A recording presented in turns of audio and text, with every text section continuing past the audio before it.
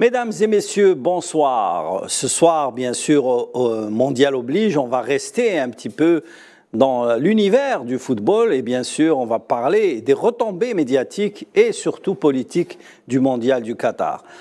Ce soir, c'était la victoire de l'Argentine face à la France, mais également la victoire du Qatar qui a réussi son pari d'organiser cette Coupe du Monde.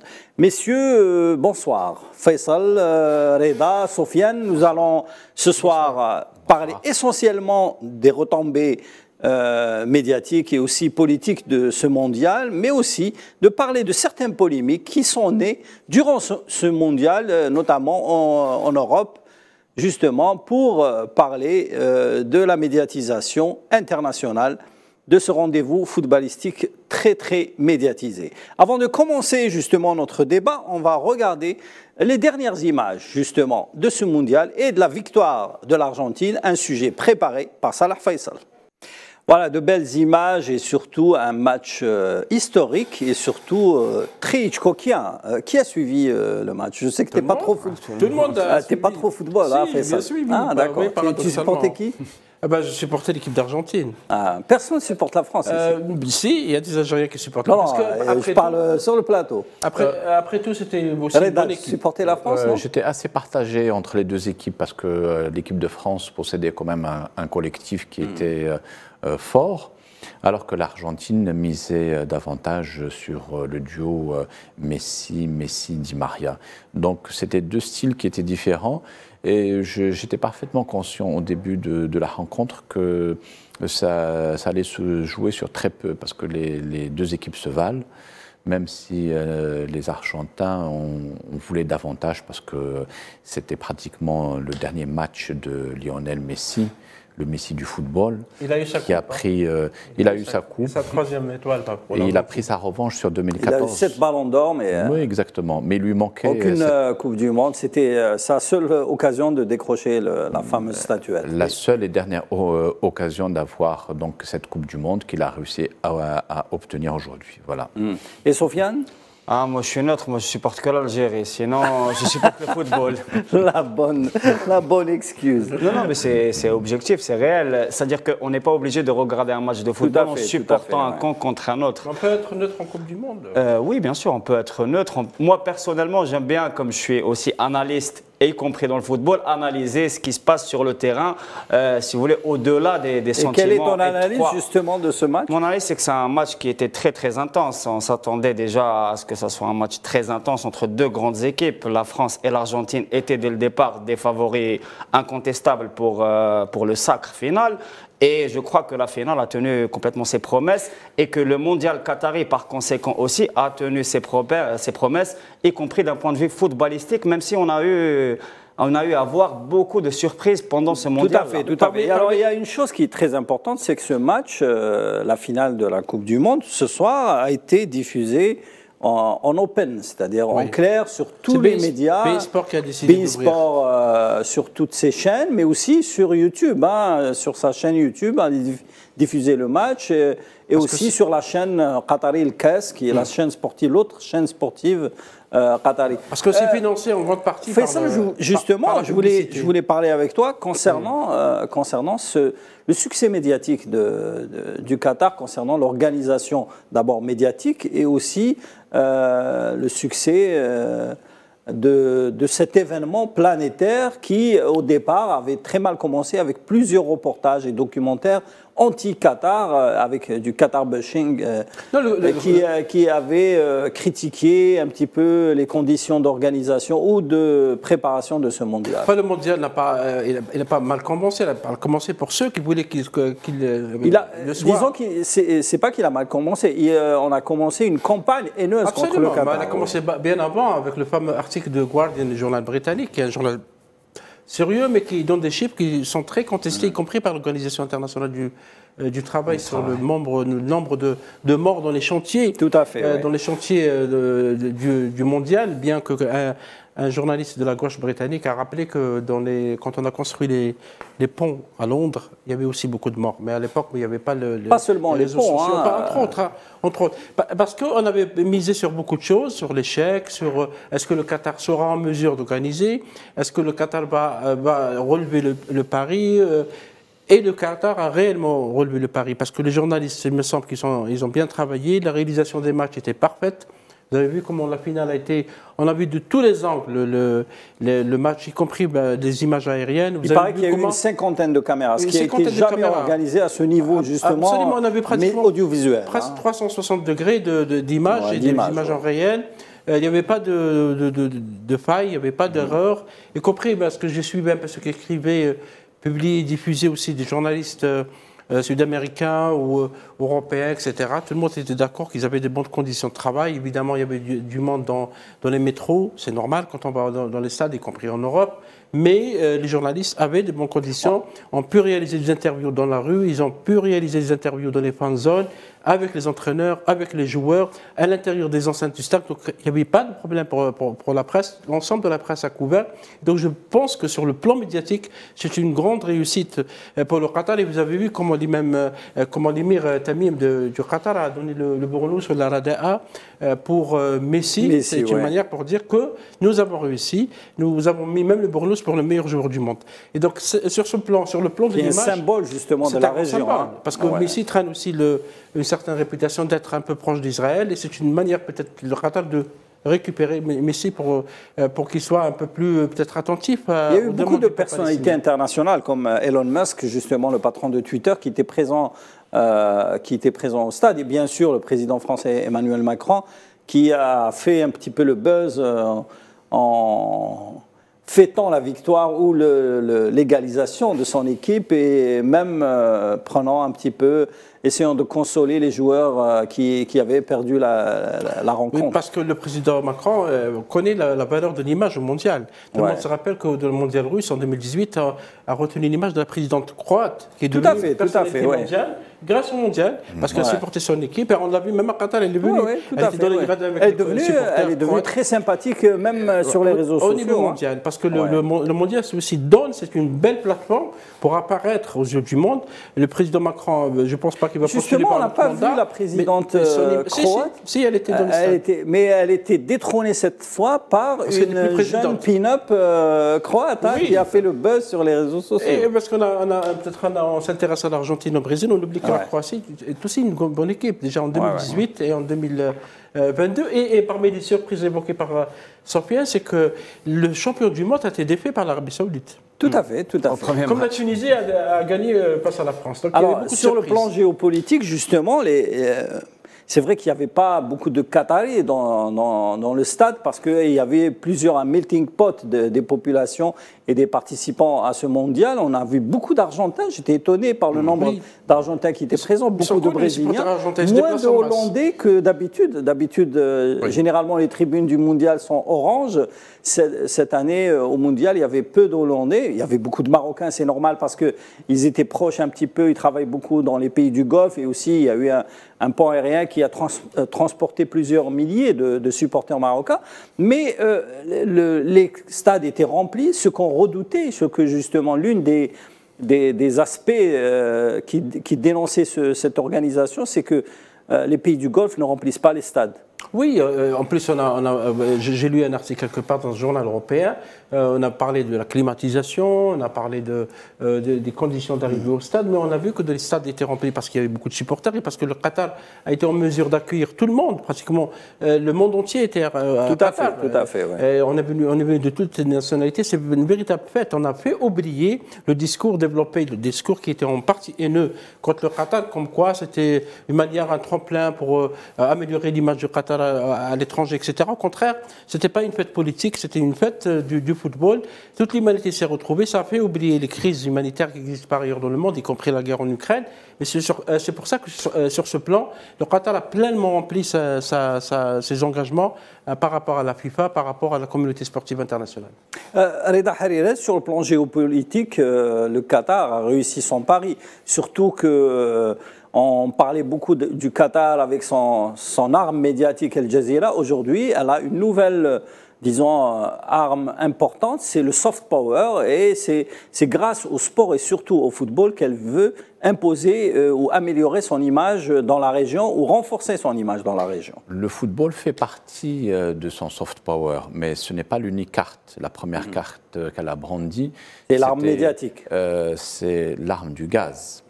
Ça, c'est économique. Voilà, c'est économique, mais c'est particulièrement prépondérant au cours de cette année où les principaux pays exportateurs du gaz ont été sollicités en tant que médiateurs dans le conflit qui oppose la Russie, l'Ukraine et accessoirement au monde occidental. Et donc c'est le Qatar qui va maintenant suppléer par exemple les Allemands pour les aider à compenser les importations de gaz qu'ils ne peuvent plus assurer en provenant de Russie. C'est très important et le gaz et le Qatar est un grand pays exportateur de GNL dans le monde et en cette année 2022, il a été parmi les premiers pays qui ont été sollicités au sein du monde occidental pour contrebalancer en quelque sorte la Russie.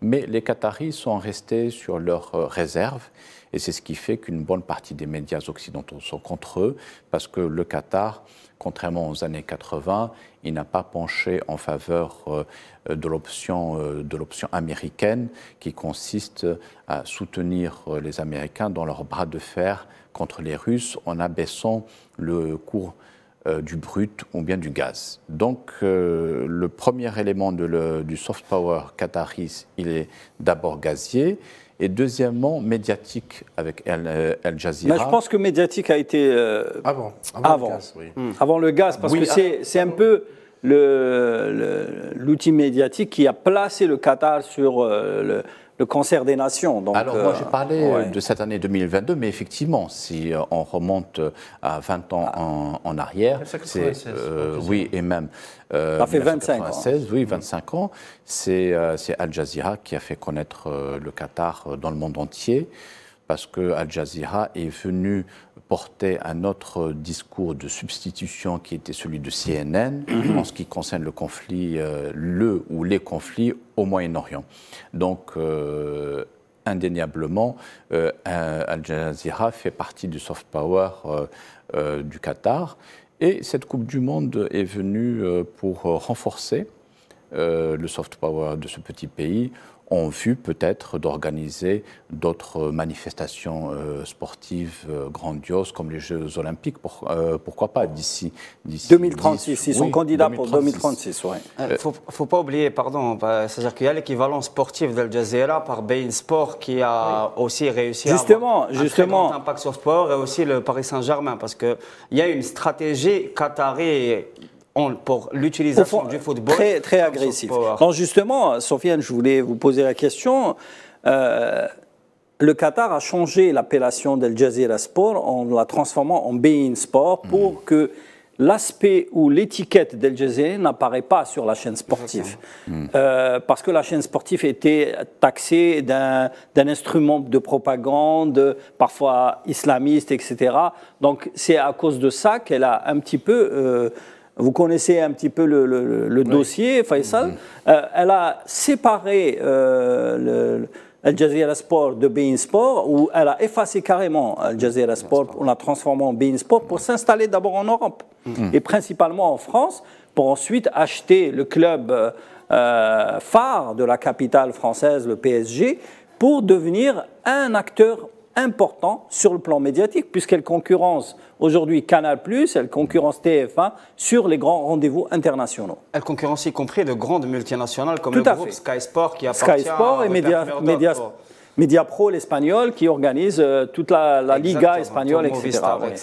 Ouais. C'est-à-dire qu'il y a vraiment une stratégie adoptée par le Qatar depuis, on va dire, une quinzaine d'années pour, si vous voulez, investir dans le monde sportif, notamment le football, par l'intermédiaire de Bein Sport qui a investi beaucoup d'argent, mais aussi en acquérant le Paris Saint-Germain et Messi aussi. C'est-à-dire que Messi n'a pas attendu d'avoir la Coupe du Monde pour être proche, si vous voulez, du Qatar. Il est aussi l'effigie ou l'icône de l'opérateur de téléphonie qatari Ooredoo, dans toutes ces... C'est ce que j'allais dire, il y a aussi une continuité dans le monde des télécoms, c'est-à-dire qu'il y a vraiment une stratégie, une continuité stratégique entre le sport, les télécoms et donc la communication, les médias, y compris le Jazeera si vous voulez, mais aussi la culture. Par exemple, on était récemment au Festival du film engagé, beaucoup de films sont financés partiellement par le Qatar. Par le Qatar, à travers Doha Institute. Exactement, il y a aussi le musée du Louvre à Paris et aussi beaucoup d'autres grands musées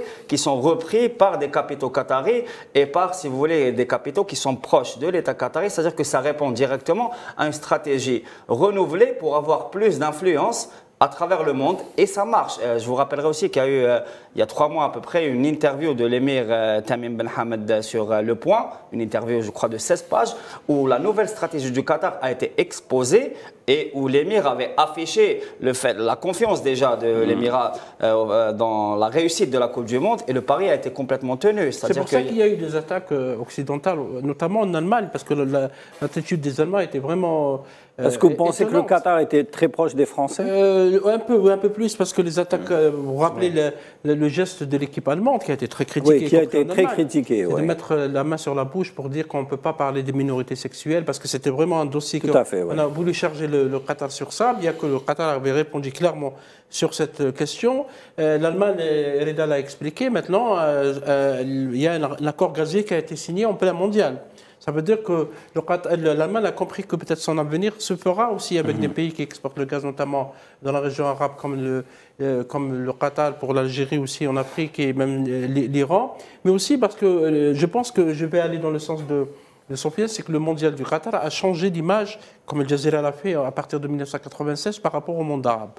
Le monde arabe, avec les attentats du 11 septembre, avec ce qui s'est passé avec Ben Laden, avec l'Afghanistan, toutes les affaires qui ont eu lieu, y compris des affaires bâties sur des mensonges, comme c'était le cas pour l'Irak, ont donné une très mauvaise image du monde arabe et du monde musulman, y compris à travers le cinéma, parce que le cinéma continue de fournir des images stéréotypées sur le monde arabe, sur les musulmans violents, etc. Le Qatar, à travers le mondial, à travers cette fête mondiale, internationale, suivi par tous les médias, a donné vraiment une autre image de cette région du monde qui, pourquoi pas, va organiser les Jeux Olympiques, parce que les Jeux Olympiques restent un ping-pong entre 3 continents, entre l'Europe, l'Asie et l'Amérique. L'Afrique est toujours mise de côté, y compris la région arabe. Et je pense qu'à partir de ce mondial arabe, qui a été organisé dans un pays comme le Qatar, beaucoup de données vont changer, y compris auprès des opinions, parce que les opinions ont compris qu'une partie des élites était dans le mensonge, était dans l'orientation, était dans la haine par rapport au discours. Peut-être on parlera de certaines chaînes et certaines émissions qu'on a vues où on a dit des choses qui sont parfois fausses, pour maintenir l'idée que ces pays arabes restent des pays bédouins. On a même vu des journaux, notamment en Belgique, parler de ce pays de bédouins qui organise la Coupe du Monde. Donc... Justement, le Qatar avait offert déjà, il y a une solidarité arabe entre le Qatar et les pays arabes qui participent au mondial, notamment le Maroc, la Tunisie et aussi l'Arabie saoudite. Dès le départ, beIN Sport annonce la couleur et offre 22 matchs gratuitement en clair pour les pays, pour la région MENA, pour que les pays arabes regardent les matchs. C'est-à-dire que c'est du soft power, c'est-à-dire pendant la Coupe du Monde, s'il n'y avait pas la participation des pays arabes, beIN Sport aurait verrouillé. Là, grâce à sa participation dans ce mondial, elle a un petit peu aidé les pays arabes et à recréer cette amitié et cette union entre les pays arabes. Elle s'est réconciliée aussi avec l'Arabie saoudite, puisque beaucoup de Qataris, et même l'émir du Qatar, est venu supporter l'Arabie saoudite pendant ce mondial, et ça a été très bien perçu à Riyad. Il y a eu un soutien de la Ligue arabe à travers d'Alger. Tout à fait, oui. D'ailleurs, la Ligue arabe... Le fait d'inviter aussi tous les chefs d'État arabes pour l'ouverture, le président du Qatar. Voilà, le président Tebboune était venu pour l'ouverture. Il y avait aussi le président, le MBS, l'héritier du trône saoudien. Il y avait beaucoup de personnalités. Le président turc aussi était présent. Donc, c'est une façon de faire participer tous les acteurs réels de la région du monde arabe et aussi du Moyen-Orient. Les dirigeants arabes sont partis, y compris le président Abdelmadjid Tebboune, c'était pour dire que le Qatar n'est pas seul. Parce voilà, exactement. On avait compris qu'il y avait même, dans le communiqué final du sommet d'Alger de début novembre, il y avait un soutien clair, manifeste, politique au Qatar, parce qu'on a compris qu'il y avait des charges, il y avait des attaques qui n'étaient pas du tout justifiées de certains pays, hein, pas tous les pays européens. Vous avez vu que les États-Unis ont été beaucoup plus réservés par rapport aux attaques menées notamment par certains médias en Europe pour dire que ce mondial est soutenu par toute la région arabe, pas parce que c'est des pays arabes, et même l'émir du Qatar soutient un petit peu les actions des pays arabes. La preuve, il était présent à l'inauguration, à la cérémonie d'ouverture des Jeux méditerranéens, alors qu'il n'était pas concerné directement, mais il voulait faire un geste pour l'Algérie, le soutenir dans cette action, et ça a été très bien apprécié à l'époque. Comme quoi que le sport peut effacer les différences exactement. et rapprocher les Alors, je ne sais pas si vous avez suivi un petit peu toutes les polémiques qu'il y a eu durant ce mondial, surtout ces derniers temps avec l'équipe du Maroc, etc.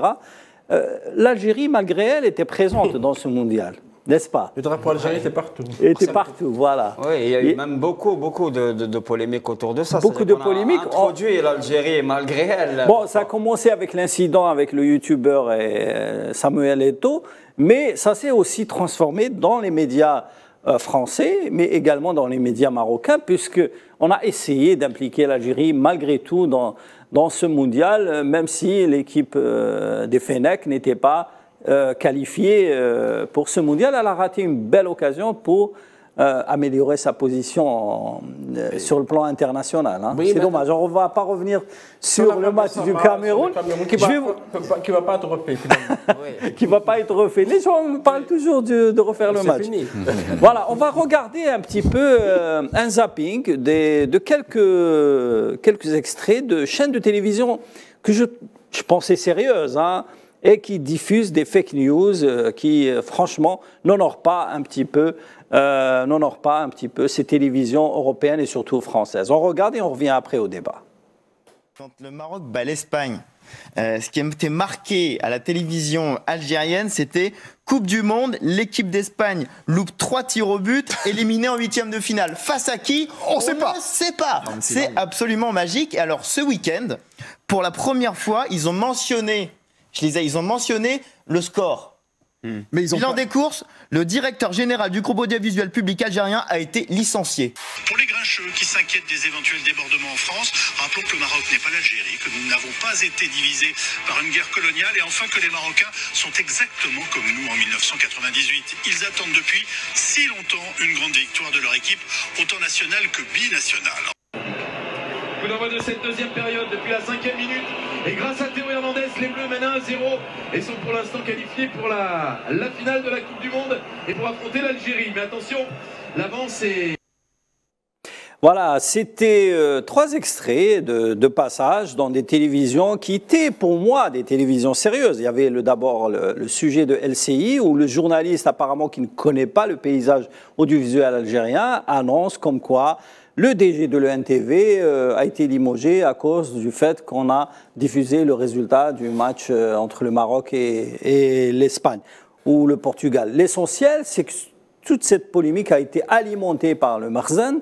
Certains sites marocains avaient diffusé l'information. Elle est arrivée chez les rédactions françaises. Certains professionnels comme France Télévisions avaient, disons, compris le stratagème, mais des petites chaînes d'information comme LCI qui ont repris l'information en disant voilà, on a un scoop, le DG de l'ENTV a été limogé parce qu'il a donné le score du Maroc. Ça, c'est vraiment non professionnel de la part de LCI.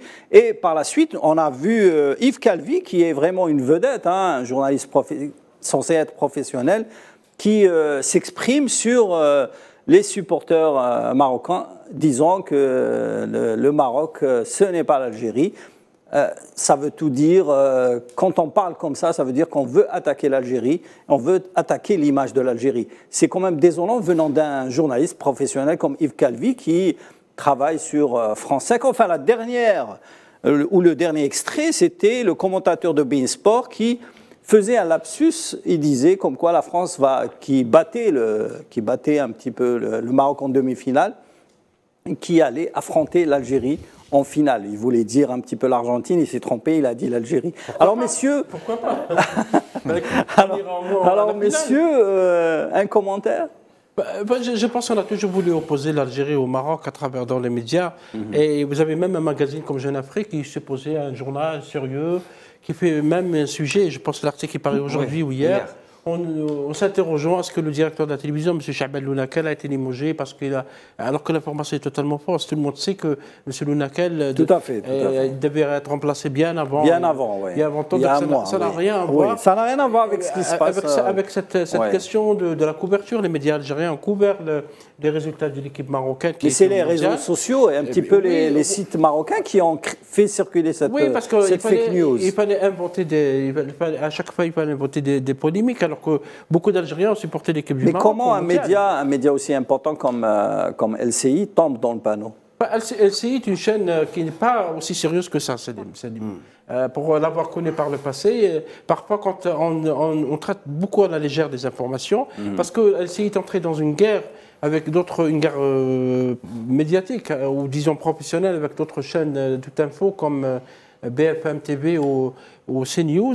Et donc, c'est la course au scoop, c'est la course à... Moi, je pensais que BFM TV, c'est elle qui alimente ce genre de BFM fake TV, news. maintenant, est leader dans l'audiovisuel français.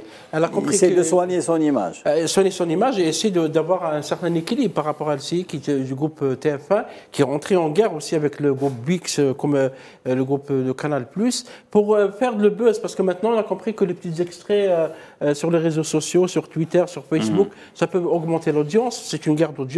Et donc, on peut parfois rapporter n'importe quoi sans prendre le soin de vérifier. Parce qu'on est dans une machine, et lorsqu'il s'agit du mondial, quand on parle du Maroc et de l'Algérie, on a une audience, parce qu'il y a beaucoup de Marocains et d'Algériens et de Tunisiens, de Maghrébins en général, qui regardent ces chaînes. Et donc, pour une manière aussi d'attirer l'attention, même si l'information donnée est complètement fausse. Et on ne va pas rectifier, parce que LCI est connue que lorsqu'elle diffuse des informations qui ne sont pas vérifiées ou qui sont complètement fausses, elle ne va pas revenir en arrière pour dire qu'on a diffusé une information fausse. Oui, bien avant d'arriver au niveau des médias sociaux, il y a quand même des figures de premier plan, des intellectuels comme Tahar Benjelloun. C'est lui qui a prêté le flanc en fait. Et c'est lui qui a été le premier à relayer ce fameux fake news qui n'a pas vérifié concernant le limogeage donc, du patron de l'ex-ENTV. Et donc, à partir de là, un certain nombre de médias en Europe et plus particulièrement... Mais venant de Tahar Benjelloun, il est réputé pour ses polémiques anti-algériennes. Il est réputé pour ses polémiques, certes, mais disons que c'est une figure de référence pour un certain nombre de médias qui se cachent derrière lui pour pouvoir... colporter des informations sans les vérifier en disant voilà Tahar Benjelloun puisqu'il est il est lauréat du prix Goncourt quand même, puisque un lauréat du prix Goncourt l'a dit, donc c'est ça ce qui s'est passé. Personne ne l'a contredit en fait, et donc cette information elle a été relayée essentiellement quand même au sein de l'Hexagone. Et ça a alimenté le buzz. Léda, si vous permettez, une parenthèse seulement. Des confrères français, ça, je le dis parce que je dois le dire, m'ont contacté personnellement par des messages pour vérifier est-ce que cette information est vraie. J'ai répondu à ces journalistes et je pense que c'était une bonne attitude de certains d'entre eux pour vérifier. Oui, il ne faut pas généraliser, bien sûr. Il ne faut pas généraliser, bien sûr. Ça va de soi, il ne faut pas généraliser. Je ne parle uniquement que des sources d'informations qui n'ont pas vérifié naturellement leurs références. Sinon, ça va de soi qu'il y a un tas de médias en France et en Europe qui restent professionnels.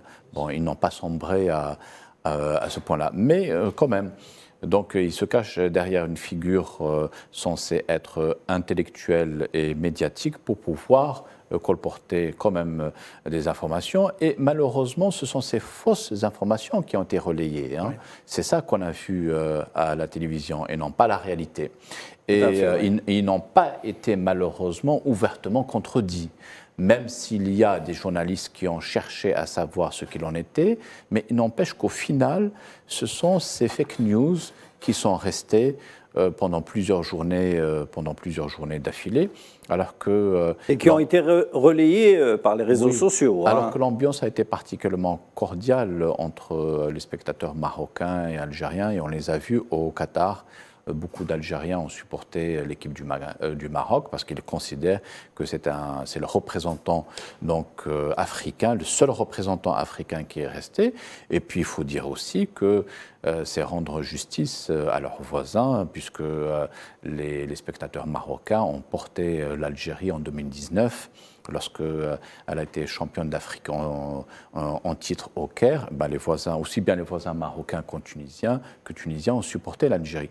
Donc cet aspect positif de la fraternité qui existe entre les peuples, voilà, n'apparaît pas. On ne doit pas n'apparaît pas. Tout à fait, tout à fait. Et on est toujours à la recherche, on essaie toujours de tirer le diable par la queue, si je puis dire. Voilà. Alors, Sofiane, tu as vu ou tu as entendu ce qu'a dit Yves Calvi, qui est quand même une figure importante du paysage audiovisuel français, du PAF. Comment expliquer cela ? Moi, je pense que déjà, il faut le dire, il y a une vieille tradition de diabolisation de l'Algérie dans les médias français et dans certains milieux politiques français. Et les propos de ce journaliste vont dans la droite ligne de cette diabolisation. Parce que ce n'est pas juste une diabolisation qui se concentre juste sur, si vous voulez, diffuser des stéréotypes sur l'Algérie, sur le peuple algérien, sur la violence et tout ce qui s'ensuit. C'est déjà des stéréotypes de type raciste, mais qui veulent opposer à une dite nature algérienne une autre nature marocaine qui serait une nature plus pacifique, si vous voulez, plus paisible. Et ça fait partie aussi d'une doctrine stratégique qui est une doctrine stratégique qui a été utilisée depuis 50 ans déjà pour diviser le Maghreb avec des visées qui sont les visées d'un néocolonialisme qui ne cache plus, si vous voulez, son visage. Et je pense que les propos d'Yves Calvi, mais aussi la ligne éditoriale de beaucoup de médias en France et aussi la ligne politique de certaines, si vous voulez, organisations, alors de certaines obédiences, notamment d'extrême droite, se concentre sur la diabolisation de l'Algérie qui constitue, qu'on le veuille ou non, à la fois un pôle d'équilibre en Afrique du Nord, mais aussi un concurrent géopolitique sérieux, y compris pour la France. Et ça, c'est dit de plus en plus souvent. Je vais attirer l'attention des téléspectateurs sur, par exemple, une interview qui a été faite récemment par l'ex-patron des services de renseignement Alain Juillet, des services d'enseignement français, sur justement l'Algérie, qui était déjà premièrement complètement ignorante de l'histoire de l'Algérie, mais qui voulait aussi, si vous voulez, dévier l'attention des spectateurs sur le poids géopolitique et l'importance de l'Algérie premièrement, et deuxièmement sur l'état d'avancement et l'état de développement de ce pays nord-africain. En contrepartie, il y a une publicité soutenue pour le modèle marocain depuis des années. Or, par exemple, les médias français occultent le fait, ils évitent de parler que, par exemple, en 2019, quand il y a eu la victoire de l'Algérie pendant la Coupe d'Afrique, les supporters sahraouis ont été empêchés par la répression marocaine de fêter la victoire de l'Algérie. Et ça, c'est un fait accompli et c'est un fait établi. Mais ça, personne n'en a parlé, malheureusement. Et donc, il y a vraiment un deux poids, deux mesures et une volonté de diabolisation systématique pour opposer, si vous voulez, au Maghreb, deux concurrents géopolitiques qui serviraient les intérêts justement d'une fraction politique en France et en Europe qui, elle, a d'autres velléités, des velléités néocoloniales. Voilà. Alors, cette bataille médiatique entre certains médias et l'Algérie s'est transformée entre bataille médiatique entre télévision française. Durant ce mondial, il y a eu une guerre, mais alors là, à couteau tiré, comme on dit, entre la chaîne proche de Bouygues, TMC, qui appartient à TF1, et la chaîne de télévision CNews qui appartient au groupe Bolloré de Canal+. Alors, on va regarder cette polémique et après on revient au débat. Ça dure 10 secondes. Laurent Delahousse, hier soir, France 2. Une soirée de liesse qui était marquée par des incidents, notamment sur les Champs-Élysées, à Paris, d'ailleurs également à Lille ou encore à Marseille. À la clé, 170 interpellations.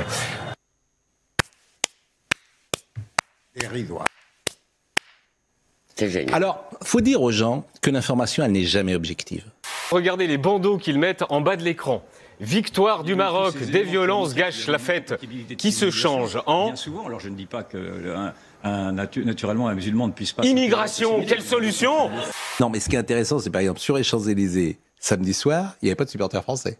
C'est-à-dire qu'aucun supporter français ne célébrait la victoire française, il n'y avait que des supporters Vous savez que normalement, c'était aussi des Pourquoi Parce que Ils les avaient la supporters trouille. français, bah, évidemment, vous n'avez pas envie. Aussi parce que c'était moins historique. 20 secondes de ce qui s'est passé sur les Champs-Élysées samedi soir vers 23h.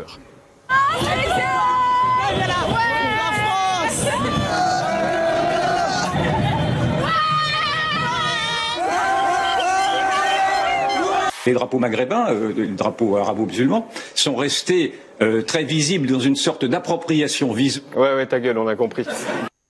Vous avez un journaliste qui dit ta gueule, et il traite également de réflexion conne, et il met en danger les gens qui font cette chaîne. Martin Bouygues, est-ce que vous tolérez ça? C'est une question que je pose et à laquelle ils pourront évidemment répondre.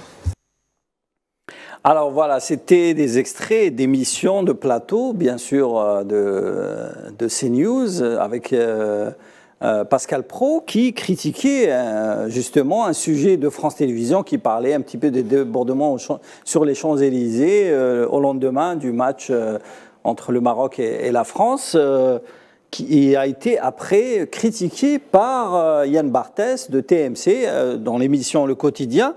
Ça a créé des tensions entre les deux groupes, les deux chaînes, et ça conduit justement à ce que Pascal Praud demande l'intervention directe justement du patron de TMC ou de TF1, Martin Bouygues, et du patron de TMC. Et ça a créé des guerres, mais ça a fait réagir Yann Barthès, qui est habitué à ce genre de polémique, qui adore justement ce genre de réaction, parce que c'est sur ce genre de réaction qu'il fait un petit peu ses émissions. Oui, mais c'est ce qui est étonnant, c'est qu'un journaliste appelle à la censure. Parce que interpeller directement le patron du chaîne à l'égard d'un journaliste, c'est appeler à le censurer. Et Pascal Praud, qui a servi la soupe à Éric Zemmour pendant plus de 2 ans, 3 ans, qui a développé le discours d'extrême droite. Vous avez vu qu'un de ses chroniqueurs parle des drapeaux arabo-musulmans. Maghrébins, arabo-musulmans. Pour ne pas parler des drapeaux tunisiens, marocains et algériens, peut-être égyptiens. Et donc, c'est quelqu'un qui est vraiment mal placé pour évoquer l'éthique et évoquer la déontologie journalistique, parce qu'il faut suivre un peu ces débats des professionnels, entre guillemets, comment on traite l'actualité mondiale, comment on traite certaines régions du monde, notamment le monde arabo-musulman. Mais il faut noter que CNews est une chaîne en perte de vitesse. Elle est en train de perdre, selon les chiffres... Face à BFM TV. BFM TV, LCI est en train de remonter. Dans les sondages, c'est des sondages de la semaine dernière, et donc ça permet de relancer aussi une chaîne, ça permet, parce que les polémiques servent aussi à ça, c'est d'attirer l'attention sur les émissions, sur les chaînes. On a oublié que Cyril Hanouna a carrément insulté un député. Et c'est de la désinformation, Pascal Praud dit qu'il n'y avait aucun Français sur les Champs-Élysées, et Yann Barthès lui montre les images carrément, il dit... ça c'est du racisme déjà. C'est un discours de haine aussi. Ça veut dire qu'il y a beaucoup d'Algériens, de Marocains, de Tunisiens, d'Égyptiens qui sont français, qui sont nés en France, ils ont une nationalité française, mais qui supportent leurs équipes. Apparemment, on est très agacé par rapport à cette question en France. Lorsque les Algériens supportent l'équipe algérienne, sortent dans les Champs-Élysées, accrochent le drapeau algérien, on a vu comment ils étaient attaqués et critiqués parce qu'ils sont mal intégrés, selon certains. Et c'est pour ça que cette attitude de Pascal Praud est très étonnante. Pascal Praud n'a rien dit par rapport à ce qu'a dit Cyril Hanouna par rapport au député, qui a été presque chassé du plateau. On en parlera dans une autre émission. Et donc, c'est à relativiser, et ces petites querelles, j'allais dire, entre deux coqs, servent aussi à alimenter les polémiques pour attirer l'attention sur les émissions. J'aime bien la référence entre les deux coqs, parce que en fait, le coq français est le symbole un petit peu des Bleus. Voilà, notre émission est à présent terminée. On aurait aimé... Gaulois, exactement. On aurait aimé poursuivre notre débat, mais je pense qu'on aura d'autres occasions pour parler de CNews et surtout du groupe Bolloré et de son empire médiatique. Voilà, je vous laisse avec le reste des programmes de Al 24 News. Restez toujours fidèles à la chaîne internationale algérienne.